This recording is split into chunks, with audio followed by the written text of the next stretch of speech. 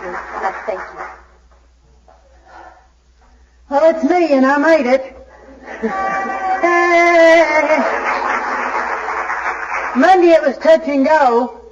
My doctor yesterday told me that I could come today, so I'm here with the approval of my physician, but he says I'm going to have to rest, so if I just nod off, y'all know what's happening. My name's Mary Pearl, and I'm an Al-Anon who's happy, joyous, and free. And I'm so glad to be in a place where you can say the word big book without having to hide or catch a lot of flack for it, you know. Never did understand that. I want to talk about how I have learned through the big book of Alcoholics Anonymous. Now, I'm not saying that everybody should do it. Everybody I've sponsored will. But I want to share with you my experience about how I made the big book mine. You know, this doesn't mean that I don't read and study and use Al-Anon, conference-approved literature. I most certainly do. But I found that the big book not only enhanced my Al-Anon program, but it changed my life. It was where I learned about alcoholism. Now, I don't know about y'all, but 1 year after I was in the program, my husband came down with cancer. And man, I read everything I could get my hands on about that disease, because that was going to affect my life too, whatever affected him like that. And I wanted to know everything there was to know about it. And then it hit me when I was talking to my sponsor one day. You know, I lived in alcoholism for years and didn't know a thing about alcoholism. You know, I didn't think my husband was an alcoholic. I knew he was a drunk, but I didn't know he was an alcoholic. You know, he wasn't an under the bridge wino. God knows I kept him out from under the bridge. You know, that was not going to happen.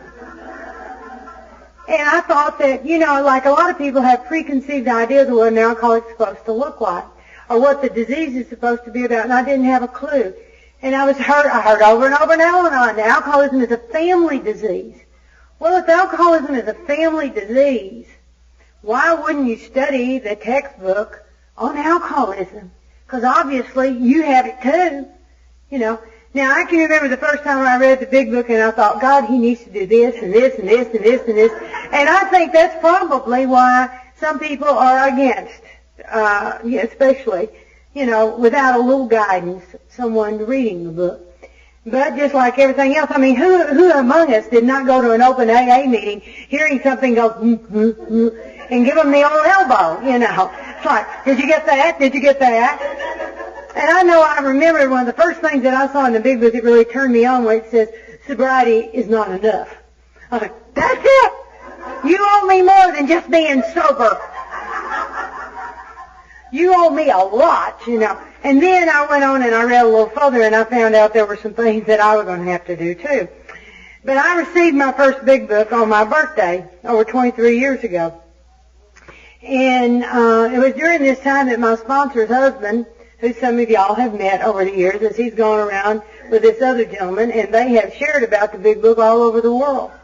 And so I learned when in their living room, sitting there listening to him, Joe and Charlie talk about the big book, back and forth, and asking questions and reading and going back and back. And what I found was after a period of time, I read the book. I saw me on those pages instead of my husband. It finally had sunk in that this was not just for the alcoholic, but this was the family disease of alcoholism. And other than the allergy to alcohol, I don't say that there's very much difference in us. Because what do you get when you sober up an alcoholic? You get a screaming Al-Anon. I mean, that's the deal. You know, their problems are going to be the same as our problems. They're going to have to learn to live life on life's terms without drinking. And I'm going to have to learn to live life on life's terms without using the alcoholic as an excuse for everything. Because, you know, anything that went wrong in my life was his fault. I was always lily white, pure, self-righteous, you know, arrogant, smug, self-righteous, and dominating, I think it says in our literature, you know. And that was true. That was true. But I didn't understand it. Now, my home group, we have a big book study every Monday night at 6:30. It was done through the tradition on Each one of us can do whatever we want to do, the autonomy. And so we've been having this big book study since January of 1989. And I get real tickled because when we have some people in the other fellowship will come and join us.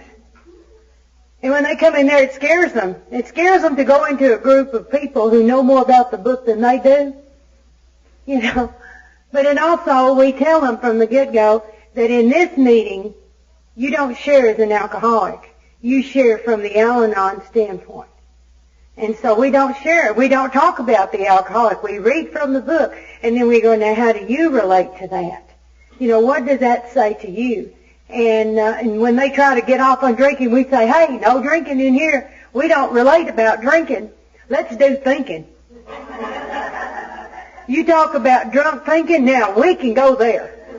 You know, we're the specialists in that. In our ODAT on July 21st, it says there's no rules or regulation, no management control. Nobody says you must do this or you may not do that. That is government by principles. And that's what we do. And so what binds us together is a common problem. You know, if we hadn't had alcoholism in our lives, we wouldn't all be here tonight. And so what binds us together is the solution, the common solution. And a lot of our stuff in our Al-Anon literature came straight out of the big book, word for word. And our welcome, although you may not like all of us, you'll come to love us in a very special way, the way we already love you. Talk with each other, reason things out. This is direct quotes from the big book of Alcoholics Anonymous. And if you don't believe it, read it and you'll find it. I'm not going to tell you where either.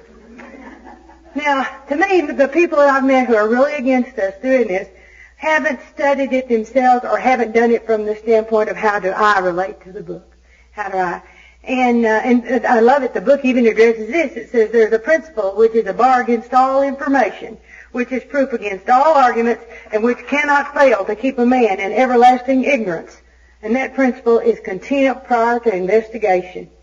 You know, that's one of my favorite sayings from the book. I have people I sponsor like this. I had this one little girl in Canada. And, you know, that's pretty remote out in Ontario. She lives out like y'all in the boonies, you know. So, you know, I mean, not knocking Amarillo, but, you know, y'all are way out here. And coming in, you know, I'm thinking, what hell's out here? You know, I'm looking in the plane, and then I see, oh, well, there's a nightclub. There's somebody's joint. I saw that coming in. And then I found another so-and-so's place, and I said, they got drunks in this town. I can tell that. And if there's drunks in this town, there's crazies to match, and that's us. But this little old girl, she's up there in Canada, and so she eats 3 or 4 things. And I tell her, I said, Bonnie, why don't you try something different? And she said, well, I don't like it. I said, have you ever tried it? She said, no. I said, how do you know? I said, if you've never had anything but English peas, how the hell do you know you don't like green beans? I told that to a girl that I sponsored who didn't know how there was going to be life after her one and only love of life, too, you know. There's lots of others out there to try, you know. But that's contempt prior to investigation, when you know you don't like something, even though you've never done it. You know, now I've gotten into a lot of trouble because, you know, my drug of choice is adrenaline. That's what I learned in the book. And I'm an excitement junkie. And so I'll do anything. You know, if anybody says, you want to do this, you want to do that. Oh, hell yeah, I've never done that before. Now, I have got a little bit of sanity in step 2. I haven't done bungee jumping yet. But there may come a day when I'll go right over the edge. Who knows? Now, there's learning how to live life on life's terms is what the book is all about. And I found myself on the pages of that book. And a lot of my friends in AA tell me that I'm just 1 6-pack short of being an alcoholic. But that's not true, because beer's not my drug of choice, you know. I like vodka. Now, you know, why bother with beer? Just like with they talk about the book, A Real Alcoholic. Well, with a real Al-Anon, the drug doesn't do for us what it does for other people. See, that's what makes an alcoholic. Alcohol does something different for an alcoholic. Guess what? Alcoholics do something different for me. It's the person who drinks it is what does something for me. Because that's exciting. Have you ever noticed so much excitement around alcoholics? You never, I mean, even though it's crazy and it's mad, you know, I can remember one time I was over at the vice president's house. We were at a meeting. Not the vice president of my company. Don't even go there. great vice says it all. Anyway, now,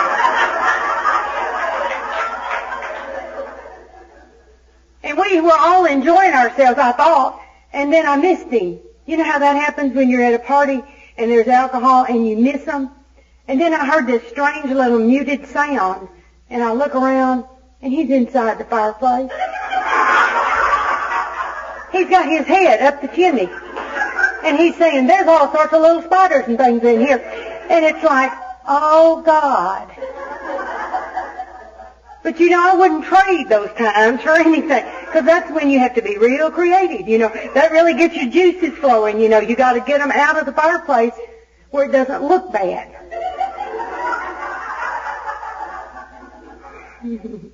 So, they say in the book for alcoholics that when it comes to alcohol, they are strangely insane. What they have makes them strangely insane. When it comes to alcoholics, I am strangely insane because I do really crazy things. You know, we're at the Christmas party. It's getting that time of the year. We're at the Christmas party at the country club.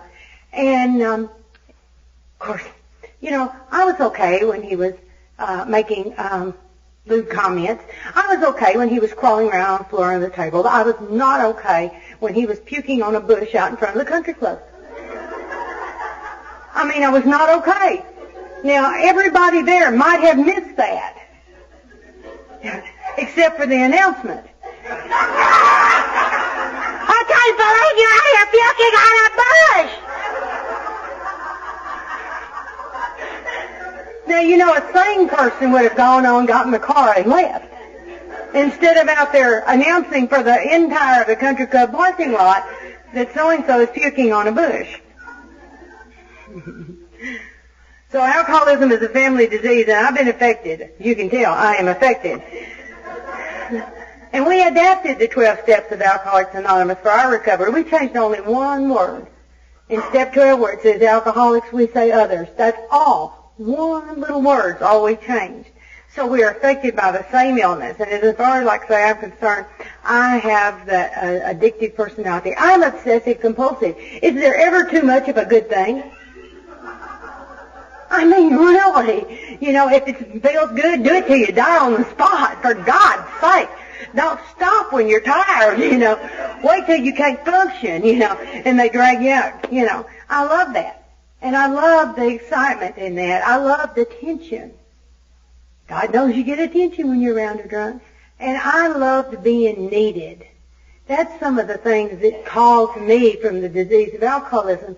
You know, he needed alcohol. I needed him to need me. There's a challenge there. Always been one up for the challenge. Don't tell me I can't do something. My mama made that mistake lots.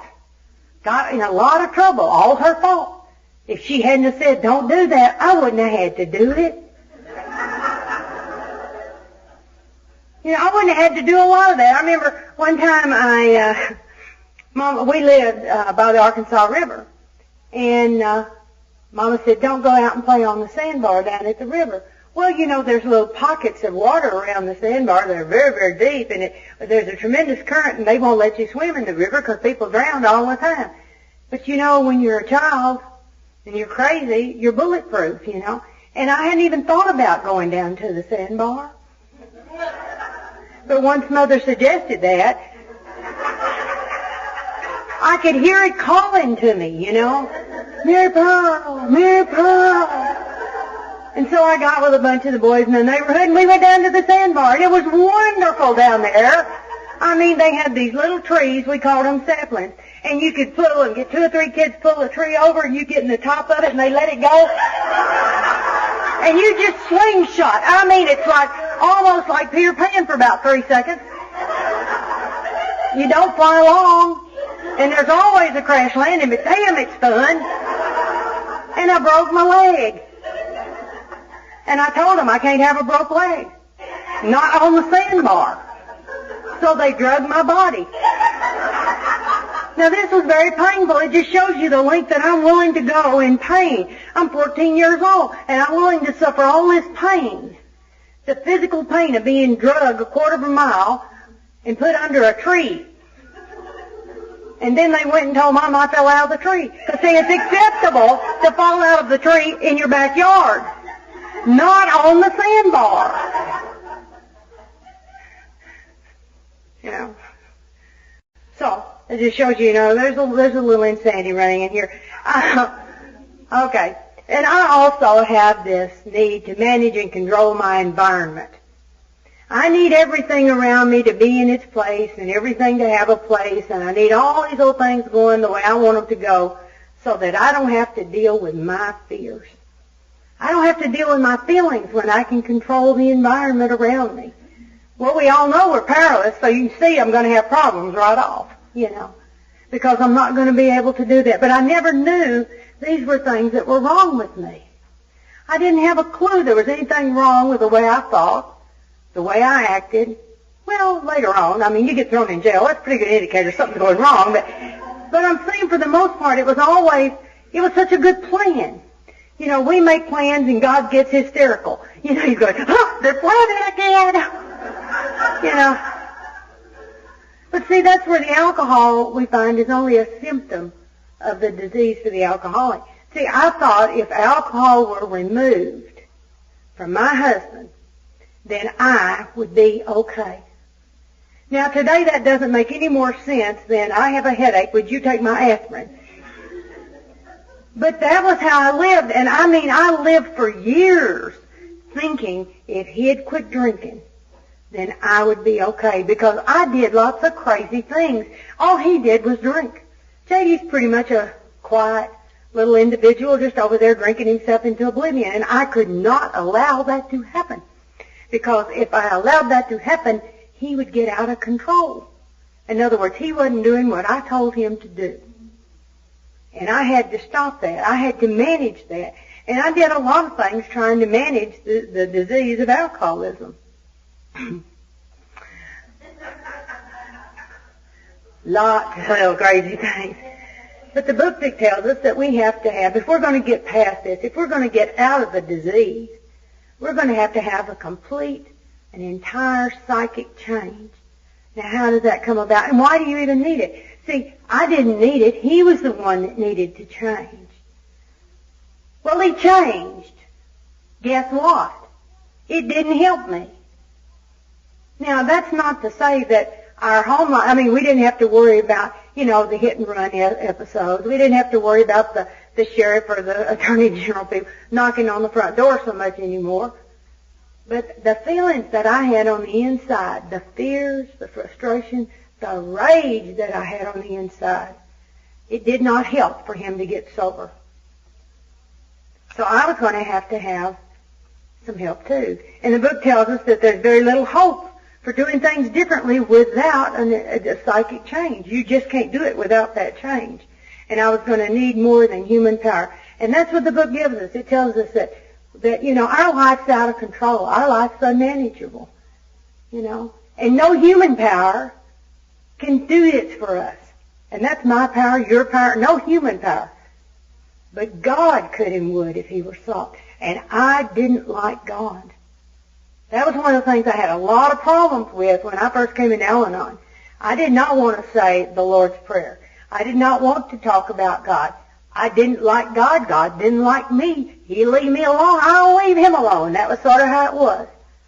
Now, I don't know if everybody felt, obviously we all come from a different place in that. But my deal was, I had been raised in church, and I went to Sunday school, and I believed all the things that they told me, and then I watched my daddy die.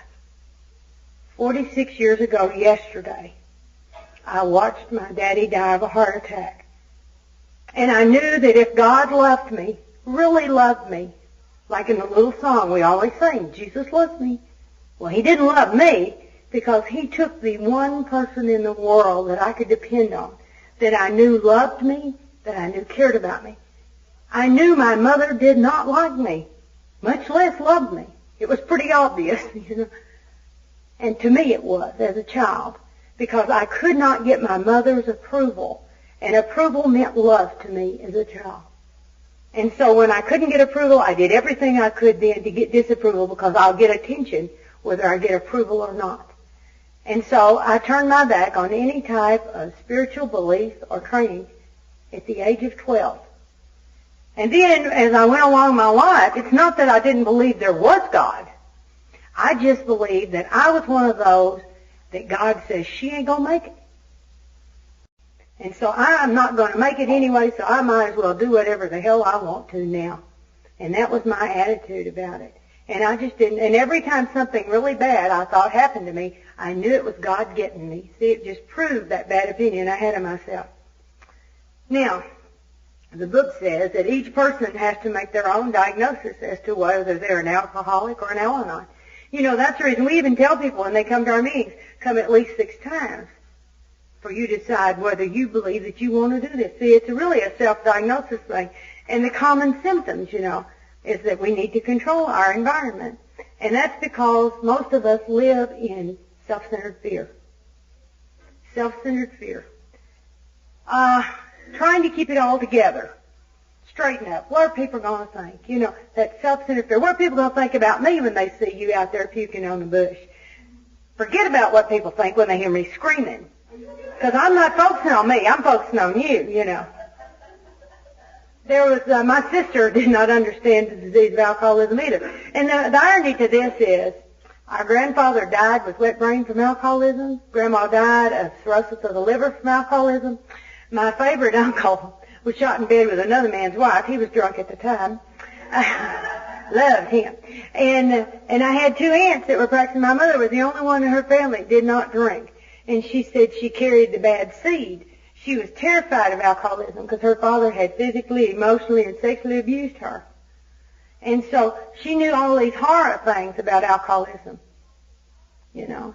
So it wasn't that we didn't know about alcoholism, but you don't recognize it, you know. You just don't. And like I say, I had to keep this big image up that I'm okay. I've got to be okay regardless. Well, my sister, like I say, didn't understand alcoholism, and so she bought J.D. a wine-making kit for Christmas one year. Now, up to this point, we have a bourbon-drinking man, you know, and now he's going to be the little winemaker. And I read the directions. You know how we are? We get in there and we read the information. We got to check it all out, you know. They might not be intelligent enough to know how to do this. Well, you got to be in control. I mean, if you're going to have wine, by God, I'm going to be the winemaker. And one of the things I noticed was it had to sit for a year before you drink it. And I got hysterical. 24 bottles of wine are going to sit in this house for a year. It's still funny to think about it. So anyway, oh yeah, he was going to do that. No big deal. Well, this girl I worked with was pregnant. We were going to give her a baby shower, and all the guys were going to be over at their house with her husband. And so we lived in one town, and the shower was taking place in another. And when I got in that evening from work, I went tearing in and was changing clothes and getting ready to go. And J.D. was sitting there and had a big, you know how we have big iced tea glasses? I love it in the South. You know, when you go to a meal, you don't get those little dinky glasses. You know, up north they're real bad about that. You got to ask for 6 of them, you know. But here we get a decent sized glass of tea. Well, he had this glass, and I looked over. I said, "What's in the glass?" He said, "Kool-Aid." He said, "Grape Kool-Aid." I said, "Oh." Well, we get in there and get ready to go, and he said, "Honey, why don't you drive? I'm tired." And I said, "Okay." So I'm driving along, and all of a sudden J.D. just sort of went down out of the seat and into the floorboard of the truck. And I said, "What the hell's the matter with you?" And he said, "I don't know." Now, I had never seen anyone struck drunk before. I mean, he was fine one minute, next minute he's not. And I said, "You're drunk." And he goes, "Yeah." And I said, "Where did you get it?" And he said, "It was the grape juice." I said, "Grape Kool-Aid?" He said, "No, it's a bottle of that wine that's about maybe 2 months old." Well, I didn't know how crazy that stuff was going to make him, you know. And he's just laying there, and I didn't know how crazy it was going to make me either. And so I told him, I said, "Straighten up." Now, he is liquid. And he's going. And I'm going, "This is not acceptable. Don't you embarrass me. I work with these people." And he said, "I'll try." So he got himself up in the seat. He opened the door. He got out and did a triple flip right into a cactus garden. Well, he's wallowing around there in the cactus, screaming and hollering, "We've arrived." Well, I get my girlfriend, and we go over to this other place, and I'm going, oh, my God, and left him with the men. I'm thinking, they can take care of him, they can pick all those little things out, whatever needs to be done. And when I got back, they were all just looking at me. And he was sitting there, and they were playing cards. Now, half of his cards were facing the wrong way. Now, these are serious poker playing people.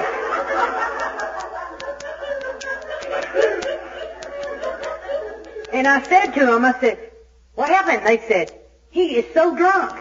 And I said, "Still?" I mean, I couldn't understand why it was taking so long. That green wine was bad. And so they said, well, what he needs, and what do earth people think people need? You need coffee or food. So they took him. They were afraid to leave him there. I was getting a little testy. And they took him, and off they went to go to McDonald's. And they were gone for several hours because they lost him. This is before the days of the drive-in. And so they had gone in and left him in the car, and they came back, and he was gone. And they knew they could not come back without him. And some kids had him in the back of the car, drove off, took him, showed him. I don't know what happened there. And then they finally brought him back to the scene of the accident, and so they brought him home. Now, his solution to this little episode was, we'll never go back there again. I said, really? But I was a crazed person. I was the crazed person, and I had to look honestly at me. What was my part in that whole deal? I should not have taken him with me. When he went down in the seat, I should have made a U-turn, been late going to the... But see, that never occurred to me. Good, logical thinking did not occur to me because my thinking was very, very sick. He had to be with me. It was very important for us to present a couple, but he had to be okay. And I would give him all this. And another year we were going back to the country club. I just never learned. I kept going back, doing the same thing, expecting something different all the time. And he was drunk before we left the house. And I said to him, I was just, just chewing him out all the way there, and I rear-ended the car. Because I was telling him. And because there was so much alcohol on him, I had to take the sobriety field test. And we were only a few blocks from the country club, and all my friends are turning on, seeing me out there.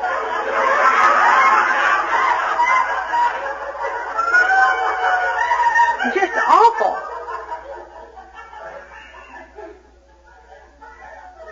I had to identify here. And I saw the progression of my own disease from the time I was a little girl and the defects of character that I had as a child and what had happened to me again. And I began to realize for all my life, I'm a smart lady, I have a wonderful IQ. Doesn't show, And you say to yourself, what's a girl like you doing in a place like this? I said that, I've been in places I wouldn't be caught dead in. I'm telling you, I have gone into places, with like motorcycle gangs and stuff like that, and got in there and come out, and you thought, it's just bad.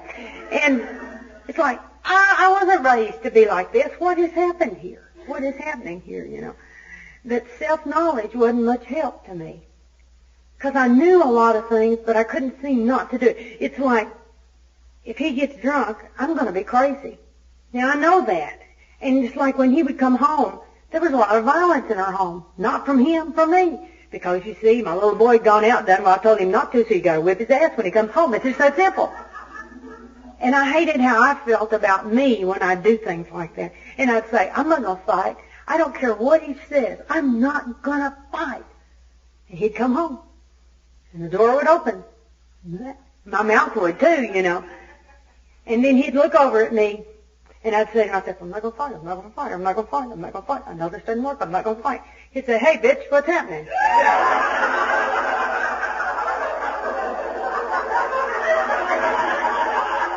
not going to fight. I'm not going to fight. I'm not going to fight. I'm not going to fight. Hey, that woman. Oh, see, we know what to do. You know, and then I'd be just, yeah! And I'd spring on him, you know, and then pulverize him. You know, don't, call me a bitch. Okay, I know that. Don't call me fat. That hurts my feelings. Why? I'm fat. That's why. Don't you hate it when people call it like it is? Blah! You know. That's the progression, you know. And thinking every time, this time it's going to be different. But nothing's different till somebody's different. And there wasn't anything different. I couldn't control my thinking. I couldn't control my mouth. I couldn't control my actions, my reactions. I mean, years and years, even before like the very first job I was on, I smarted off one day to the president of the company. Didn't seem like a big deal. I was on my lunch hour. I mean, my free time, you know, I was sitting there talking to the switchboard operator, and he said, "Don't you have something to do?" And I said, "Not on my lunch hour." Well, that cost me my job. Not that day, not that week, but that smart aleck comment cost me that job down the line. Because, you see, I was a smart aleck. And I call myself quick wit. Isn't that funny how you put such a good label on a bad action, you know, so that because I couldn't be wrong. When I got it down on the very first speaker that I ever heard was a lady from Oklahoma. Her name was Ramona. A lot of y'all may have been blessed enough to know her. And she talked about giving me her God. That's what she'd say. She'd say, "I'd give you my God. But if I did, then I'd take away the joy you find in your own." And I'd say, "That's okay." Because I've always wanted the easier, softer way. I want to do it quick, fast. You know, do something even if it's wrong. I didn't have a clue how to find my higher power. And I'd been so closed-minded about all that God stuff all my years. And I just knew if God loved me, He wouldn't have taken Daddy away. Now, I didn't quit going to church because Mama made me. It was real funny. I've always been a night person up until this year. And we lived next to a railroad track. We always laughed about we lived on the right side of the track. The train still knocks the buildings apart no matter which side you live on. And Mama would come in and she'd say, "Get up, it's time to get up, it's time to get ready." And I'd say, okay, and then I'd just lay there. Now, I'd done this from the time I was in the first grade school. I'm the kind that, you know, she'd just throw me out of the bed, drag me down. I never ate breakfast, and who could have time? I'd rather sleep, because I don't want to be up in the mornings. And so this Sunday, Mama's telling me, get out of bed, get out of bed. She said, "God's going to get you one of these days. God's going to get you." And so I'm laying there in bed, and all of a sudden I hear this. And I look up, and all these little cracks are forming over my head. See, we had real plaster. And I jumped up out of bed, ran in the hall, and the ceiling of my room fell in. I said, "Okay, I'm going. You know. I heard things there, though, that said, "You're guilty if you think it, much less do it." Oh, well. You know, I knew I was a goner, so I just said to heck with it, you know. So a couple of times during the active drinking, J.D. would be the one that would say, "Why don't we go to church? Maybe that'll help me and I won't have to drink." And I'd do anything for him. So I'd go with him to church. And I had some bad experiences there. The first church that the sweet little Baptist ladies, God love them, they couldn't help being who they were. I couldn't help being who I was. And J.D. and I had been living together. And they came by the house one day, and little did they know we'd been married now for 2 months. And they came by the house and they told me they didn't need me there in their church anymore because they didn't need sinners in their church. So see, I took that as a personal rejection, not from the little Baptist ladies. I took that as a rejection from God. God didn't want me. And so then about 6, 7 years later, J.D.'s making another approach to this time he's going to a Methodist church, and he wants me to go. And so I go to the church with him that morning, and I have on a gabardine pantsuit, jacket, blouse, slacks, hose, heels, and they told me I couldn't come in. You can't wear pants to church on Sunday morning. Now you can come Sunday night. And I said, "Well, who's the God that comes in on Sunday night?" So there's that smart mouth again, you know, and it's like they embarrassed me, so what do? My mouth comes out, you know. and it embarrassed me. So I said, I'm just never going to go back. So one more time I took it as a rejection from God, not from the little old ladies there at the church. And the old ideas have to be defeated. You have to get rid of an old idea before you can have a new idea. And I found out you don't have to like something to accept it. Once you accept it, it loses its power over you. And this continues to be a process. Like, if you think that I stand before you today, a shadow of my former self, because I got up one morning and said, gee, I think I'll lose 100 pounds. That was not the case. That was not the case. A year ago, yesterday, 45 years to the day Daddy died, my sister died in my car with me. And I rushed her to the hospital, and I had her to the doctor that morning. And as I was coming back, I had gone to the drugstore to get her a prescription, and when I came out, she choked a couple of times, and then her chest quit moving. And it was in bumper-to-bumper traffic in front of the biggest mall we have in Arkansas. And I got her to the hospital, but she went without oxygen for 12 minutes. And they were able to revive Dorothy, but Dorothy is no longer with me. My sister, as I knew her, will never be the same. And the doctor told me I started shaking, and I couldn't quit shaking for days. And he said, I think you need to be seen. And they found out I have a heart condition. So here was I in one hospital having a heart catheterization, and here's Dorothy in another one in ICU, and JD's going back and forth between the two. Because, you see, that's all the natural family I have is my sister and she me. So, anyway, I found out that you can follow the doctor's orders and do what he tells you to do in order to get the results you want. And that's what I learned in the book. You don't have to like it to accept it. You just, by God, do it. And so I did exactly what they told me to do. He told me I was borderline diabetic, and my sister's being diabetic was what put her in the condition she was in. She had kidney failure. So when the doctor told me I have a kidney infection this weekend, that got my attention, y'all. But anyway, I went ahead and I did exactly what he said to do, and as a result, 2 weeks ago my doctor released me, the heart doctor, and said that I'm fine. I'm released for a year. I'm no longer borderline diabetic. All of that has self-corrected itself. And I've been on high blood pressure medication since I was 30, and I no longer have high blood pressure. If anything, it's low. Can you believe it? So you see, I get the benefits because why? Did I want to do it? No. Did I like doing it? No. Did I enjoy telling myself no? No. Did I cheat? No. And that was the discipline that I learned from working the program. That was the discipline. That's acceptance. You have to accept the reality. And I had to accept the reality of the situation I was in and then do what I was told to do. And that's what the book is about. Accept the reality of alcoholism in your life. Acceptance comes hard for me. I don't know about y'all, but it has to get my attention. I fight stuff and not realizing I'm fighting stuff. I don't know if y'all do this or not. I had my best example of this in a long time is I don't like cats. I'll just start off with that. I don't like cats. My sister had a cat one time that jumped on me. I had to have 16 stitches. I don't trust cats. Don't like cats. They're sneaky little varmints,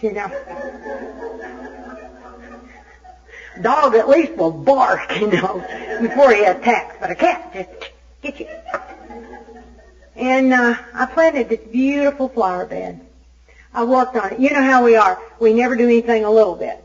And so I went out there and I planted this flower bed that goes across the whole front of my house.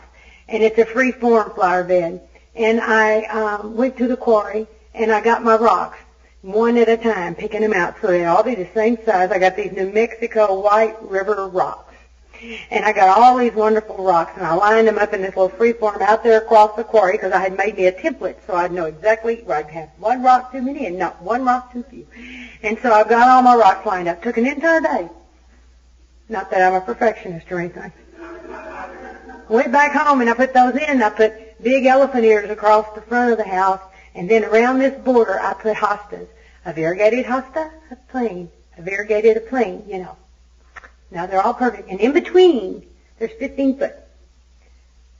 Impatience. 17 flats of impatience. Never do anything a little bit, And guess what? Now, you're going to let them grow. And they get out there and they start coming up. Well, you water them. Now, the instructions on the little thing of Miracle Grow, I got Miracle Grow because you know those commercials where you see the guy say, I got a 50-pound tomato here, use Miracle Grow. I thought Miracle Grow is what I need. So it says once a month to water with Miracle Grow. Well, if once a month is good, once a week is better. People are driving by and going, my God, did you ever see impatiens like those? They're 4 foot tall. It's this little rainbow blanket. I mean, it's really impressive. I mean, it was gorgeous. You know, people are taking pictures, you know, and all this. I'm just, it's my flowers. I'm waiting for the Miracle Grow people to come so I can do my endorsements, you know. Come home one day and there's a big hole in the middle of my impatiens. What happened? What happened here? Because, do you realize it's screwed up now? Because there's no way you can plant more impatiens. They'll never be the same. I mean, perfection is ruined, just ruined. And so I'm hysterical out there trying to figure it out. J.D. finally one morning, he says, come here, I found what it is. I said, what is it? Because every day more impatiens are coming down. I said, is it gophers? What is it? What is it? They're being broken off at the top of the ground. It's cats. This one big calico cat. She's using those impatiens to lurk so she can attack the squirrels and the birds. Now, I'm going to change the nature of the cat. I don't put it in my mind like that, but I'm going to stop the cat from eating the birds and squirrels and using my flower bed. The flower bed's already ruined. Forget that. But I'm going to get the cat out of there. So I began to canvass people what to do to get rid of a cat. They say mothballs. Cats don't like mothballs. So I get 2 or 3 boxes of mothballs, and I put them all over the yard. You can smell our house from 2 blocks away. Doesn't bother the cat. Somebody said, well, cayenne pepper. So I go to Sam's and I get me 2 of those big gallons of the ground up cayenne pepper like you put on pizzas and stuff. And I go out there and I put it all over the ground. The cat will walk on it, he'll lick it, it'll be too hot, he won't like it. It's a Mexican cat. What can I tell you? He loves the damn pepper. I don't understand, you know. I moved the bird feeder. You know, I'm doing everything I can out there. And then finally I said, okay, that's it. I can't handle it. I've got a air rifle, a little Crossman, pellet gun type thing. So I declared war. And so I would watch out the front window and I'd see the cat. And then I'd lurk out on the porch and I'd pump up my gun, pumped it up about 3 times, beat it in and wow! And the cat goes, yeah! But the cat came back. So I pumped it up 6 times. And I beat in on the cat and shoot him again in the butt. And he goes, meow! But he comes back. I have an alley cat now. He's doing the same thing, expecting something different. So now I'm mad. I pumped that gun up to 10. And I am working now. And so every time I go out, the cat's doing like this, and I'm doing like this. And I see him out there, and so I take a beat on him, and I shot, and just as I shot, he jumped over the fence, and I knocked a hole in the neighbor's house. Not good. So spring the next year comes around, and I'm back buying impatiens. I'm going to do the same thing, expecting something different. And sure enough, I watered it with Miracle Grow, got it all pretty, and guess what? The cat came back. The cat came back. And I am just hysterical. I'm out there, and I have asked all these things. I've gone to the pet stores. I've got all this cat repellent. I've done everything, and he said, so finally I decided he has to die. I have a 38.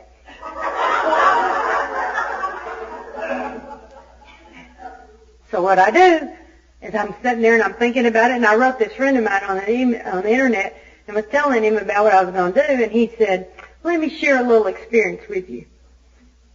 He said, I have these golden retriever show dogs, and he lives out in the country, and he said the guy lives down from him. This little dog kept coming up trying to service his dogs. And he said he told him about it, and he said, well, it's a stray dog, hangs around my place, but it's not really our pet, so feel free to kill it if you want to. So one morning he said he shot the dog, but he didn't kill him on the first shot. He went through his spine, and he said, I'll never forget that scream till my dying day, and then having to go out there and finish him off. Thanks for sharing. What if I don't kill the cat on the first blow? You know, so I'm sitting there now. I've been talking to my sponsor for 2 years about the cat, and she just laughs. And I'm calling her that day, and I'm telling her about it, and she said, when are you going to catch on? Boy, I hate it when they do that, you know. Like, what have I missed? What have I missed? Because, see, I was so into the obsession with the cat. I'm going to manage and control the environment here. I'm going to teach a cat how not to be a cat. A cat's a predator. That's what they do. I'm trying to change the nature of the cat. Oh, I guess I have to accept the cat. I mean, give me arsenic. It's easier. You know.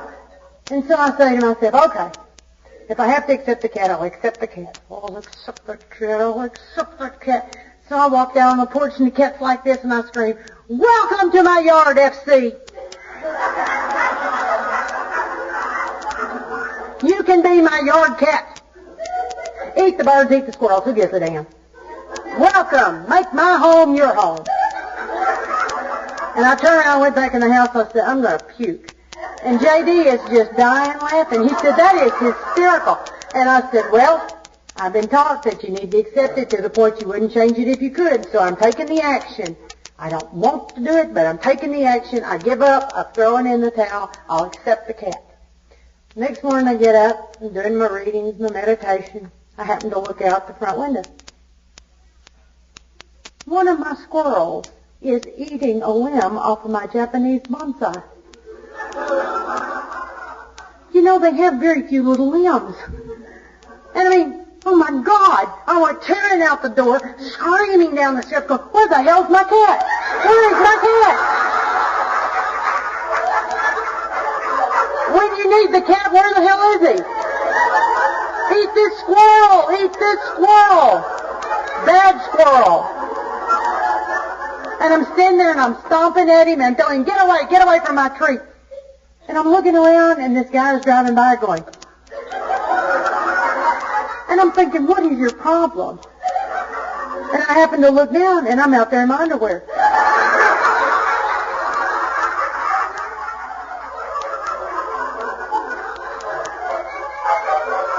Now, I don't know where the cat is. I've never seen it since. And my sponsor says that's God's way of saying once you accept it, it can go away. You know. But then I couldn't let it go. I drove around for weeks looking for my cat. I was afraid something had happened to the cat. Well, after all, he was my cat down here.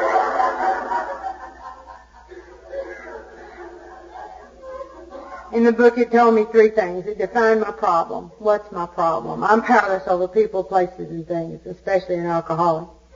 It defines the solution. I don't have the power to manage my own life. I don't have the power. But God can and will if I seek His guidance. And it taught me how to bring about the solution by living spiritual principles and trusting in a power greater than myself, and by working the 12-step method of recovery outlined in the book. And recovery begins when I'm willing to make a commitment. And I did that by getting a sponsor and doing the things I was told to do in the meetings, and most importantly, when I talk with another Al-Anon. When I hear that, by sharing experience, strength, and hope with one another. That, to me, is what it's all about. I've learned this program is not for people who need it, but people who want it, you know. So many times, you know, new people come into the meeting, and we want it so bad for them, you know. But they've got to want it, you know. And the book told me that I had a disease. Now, the word disease is D-I-S. E-A-S-E. I am not at ease with something. That's what disease is about. You're not at ease.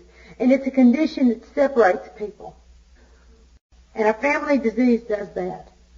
The disease of alcoholism separates people. It goes, like it says in the book, like a tornado roaring through people's lives. And it's not just the alcoholic, but it's the Al-Anons too. If you don't believe it, sponsor Al-Anon sometime. And those kids will tell you, you know, they understand the alcoholic's sick, but what the hell was wrong with the non-drinker? What's wrong with that one? That one was the one that was giving them all the grief. It wasn't the one that was drinking. It was that other one, you know. I began to see that when I substituted the word thinking for drinking, how my thinking had been bad all my life. And I had alcoholic traits, or that personality. I love it when people say, the alcoholic personality. What is that? It's a sick personality. That's what it is. It's the disease. It is sick, you know. And that obsession, you know. It described my condition as best of anything I've ever known. You know, I'd get angry and then I'd have to get even. That was my deal. I got angry at my landlady in Newfoundland. I got really restless. I had a little dinky apartment in Newfoundland, and you can't imagine how confined it is to be in 3 rooms when you've got 290 inches of snow during the course of a year. And in your bathroom, I think she used leftover paint. My bathroom was black, and it was 4 by 4, and it had no window. And you could sit on the john with your feet in the shower and your hand in the sink. I mean, it was that close in there, you know. And I said, I wanted a window. I felt so claustrophobic in there, I needed a window. I went to base housing, and they approved that I should have a window. And they told her in order to continue to rent that house, I was going to have a window. And she agreed to put in the window, but the window did not appear on my time frame. And I waited, my God, 2 weeks, I know. From the time they told her to put in the window, and then one day I just lost it and decided I'll put in the window. You start with a hatchet. And when you hack the wall away, being how this is an apartment and she lives in the one next to you, she felt a little of the vibrations. And so I got a window that day, you know. But see, that's the craziness. And so therefore I then, for the next 3 years, I'm going to have a war with the landlady because she's thinking, there's a crazy American there. You know why? There was a crazy American there. You know, I gave that woman lots and lots of grief. You know, she told my husband, she says, I don't even want to talk to her. She says, you bring me the rent check. No. Now, we don't have door-to-door delivery for mail. I go to the base to get mine at the APL box. But what does she have to do, my landlady? She has to walk because she doesn't have a car. She has to walk in that snow 3 miles across town to get her mail. I'll mail it to the heifer. That's what I did. I could have walked out my door and handed it. There were 3 apartments to each building. They were all military barracks is what they had been at one time, and they had bought them. But she was in the middle, and I was on one end. I could have handed her that check because she hurt my feelings, and she said she didn't want it, so make her walk for it. That was my deal. You know, make her pay. Always, don't let anybody get you. Get them one better, you know, one-upmanship. And that's just like I went and joined the Wives Club, the NCO Wives Club. Now, I don't know how many of you have ever joined a women's club. Oh, they are grim. I mean, grim. And especially when here we are overseas, but it was my effort to try and mix with the other wives. I knew I didn't mix well with people. I'm either in charge or I don't go, so I don't mix well, you know. And so I'm going to go and just be a member.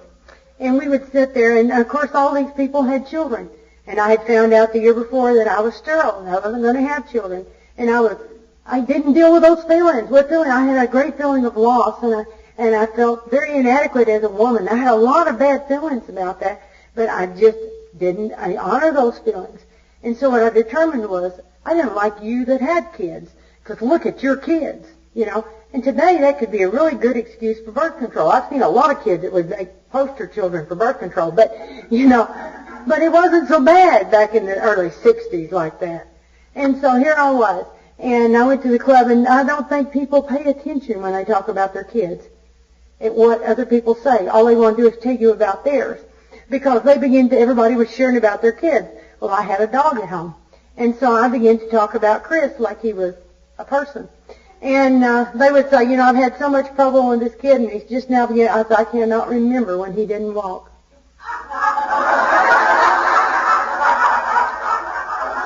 And they go, oh, and just go right on with a thing like that. And then one of them says, well, when I discipline him, I said, oh, I just lock him in a closet. And, oh, you know, and I mean, they went on like this for weeks, and then finally I was in some kind of we were getting some kind of deal together, and a girl came over to the house, and she said, well, where's your son? And I said, there on the couch. She said, it's a dog. I said, yes. She said, I thought it was your child. I said, I never said it was. You just assumed. You know, and what I did, I embarrassed them, and so they threw me out of the club. But you see, that kind of a deal. You see, that little gamey stuff, you know. Okay. The solution for an alcoholic is he has to drink, or he goes insane, or he dies, or he goes to abstinence. I mean, that's it. You're in abstinence, insanity, or death. Well, for us, we have those three propositions. Only ours is acceptance, insanity, or death. We have to accept life on life's terms. And the allergy to the alcohol, and remember, an allergy is an abnormal reaction to something. Well, don't we act a little abnormal sometimes? Don't we react a little, you know? And I'm crazy. I have lots of allergies. Always have all my life. But I have created some for myself, and I didn't know you could do that. That's like an alcoholic. You know, some of them say they're alcoholic from the first drink. Others say I drank for a long time, then I became allergic to alcohol. Well, I was that way with tangerines. Now, I love tangerines. It's my favorite fruit, especially this time of the year. They're so good, you know, to get tangerines. But I can't eat tangerines because I abuse tangerines. I'm a tangerine abuser. Now, I didn't know that about me, but see, they're little. And so I would tell myself, you can eat 3 to be the size of an orange. And so I would eat 3. Well, I bought 4 dozen one weekend, and by Sunday night I was griping to J.D. about where were the tangerines, and he said, look in the trash. He said, there's a bunch of peelings and seeds in the trash. And I said, so? He said, well, you've eaten them. I said, 4 dozen tangerines? I don't think so. But he hadn't had one. And I'm going, my God, I can't believe it. Well, the next morning when I woke up, I couldn't wake up. My eyes would not open. I looked like the fly. My face was so swollen. And I had an allergy I overdosed on the acid in the tangerines. And as a result now, I can't eat tangerines because there's no way to eat just one. And, you know, if I could eat just one, it might be all right. But I'd have to have that 2 or 3 because, see, they're small. It's just like cigarettes. You know, the same thing. I smoked for years. And then, you know, today I'll think, boy, wouldn't a cigarette taste good after a meal? Yeah. But there's no way I can do that because I can't just do one of anything. See, I've learned that about me because I have an abnormal reaction to things, and I am obsessive. And once you abuse something, you create a condition or an abnormal reaction to it. Now, part of that insanity, like I say, is doing the same things over and over and expecting different results. And this is what I did with people. I went to person to person to person, just wanting to be loved. I wanted to be accepted for who I was and didn't have a clue who I was. Because, you know, we're always afraid that if somebody really knows us, they won't like us. How do we know? We never tell them who we are because we know us and we don't like us. And therefore, we don't want to be honest about that to somebody else. And when Bill was sharing in the book about his feelings of loneliness and a need for excitement, a need for importance, and his self-deception and pride and his need to control his environment, would I not relate to that? You know, I related. And then the progression of his disease, the fears, the remorse, the hopelessness, and the emotional hangovers, what I had, again and again, looking in the mirror in the mornings and hating what I saw. You know, looking in the mirror and thinking, my God, what have I become? You know, that kind of thing. I had a lot of identity crisis this year. I would look in the mirror and I would see me like I saw me all these years, not how I was. And I would go to the store, and of course every week or two I'm having to buy new clothes. Because as I'm losing a tremendous amount of weight, you know, you lose 100 pounds in 8 months, and it really makes a difference, you know. Everything changes. Even your glasses change. And you say, how do your glasses change? Well, your cheeks go away and your bifocals are in the wrong spot. And you have to read like this, you know. It's the honest to God truth. You don't think about things like that. But when I would go to the store, I would go back to the place I have always gone. I'd go back to the women's department. And I'd go in there and I'd look and I'd try on things and I couldn't find anything. and I would be real depressed. And then finally it was pointed out to me, there's other departments.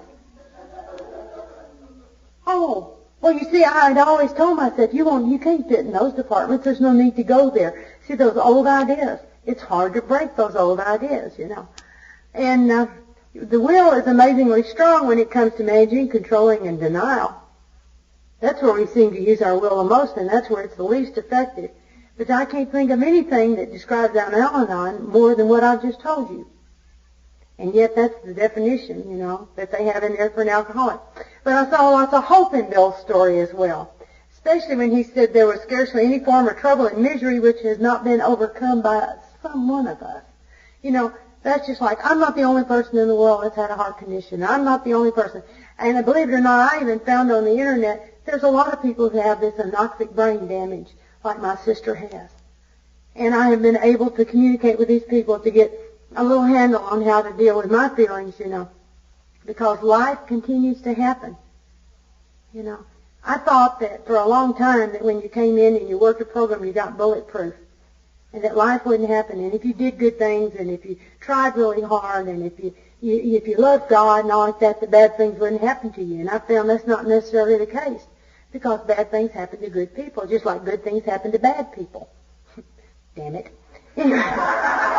But I'm also glad because, everything that happened to me in my life before I got here wasn't bad.